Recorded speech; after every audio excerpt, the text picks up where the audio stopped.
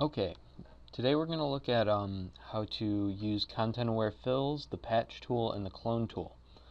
Now, all of these tools can be used to fix up old images, but we're going to actually use them to remove this bench a few different ways from the image.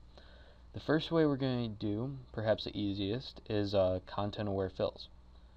Now, content-aware fills are a new feature in CS4 and 5, and what they do is they take a selection and they look at everything around the selection to decide what to fill the selection with. What that means is we can select the bench and it will look at all this grass and dirt around it and it will automatically know how to fill it in most of the time. Sometimes you can't use it, and that's why we're also going to look at the other tools. But you come up to Edit, go to Fill, Content Aware Fill. You're going to have to use this drop down menu, select Content Aware. Make sure you're in normal mode and the opacity is 100%, or else you'll still be able to see the bench. Just press OK, and the bench is gone. But let's say we also want to get rid of this little patch of dirt here. Well, for that, if we tried to use the content aware fill, we might get some of this bush and it would look kind of weird. So what we're going to do, we're going to come down to the patch tool over here, which is underneath the spot healing tool if you can't see it. And this works exactly like the lasso tool. When you're selecting, you draw your selection like that, and then you simply click on that selection and you drag it to the part of the image where you want it to look like.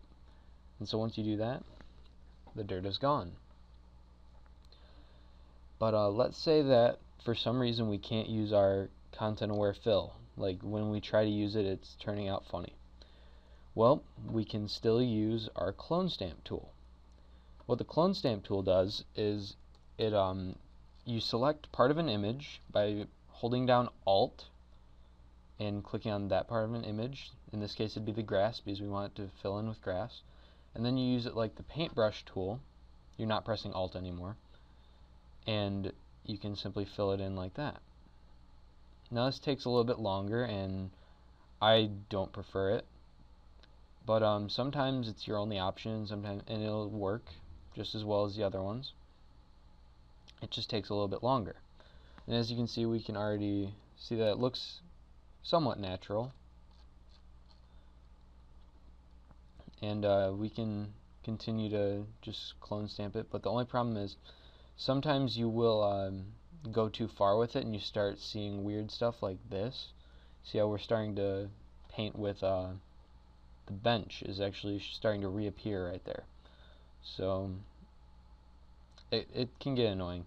If you don't understand how the clone stamp tool works, it's really difficult to see, but when you press Alt, and let's say we press Alt over here, and watch that spot where I just pressed, and then we come down here and use it, we can kind of see that relative to where we pressed Alt, we have this little crosshair where it used to be, and that's how we know what part of the painting we are painting with. So if we came up and we moved that crosshair up into the dirt, we would start seeing dirt, see, in our circle. And it's okay if you don't fully understand this from the video. This is one of those things that you really have to learn from experience with. But yeah, give the clone stamp tool a shot, and if you can, try and use content aware fills. They're really nice. Alright, see you next time.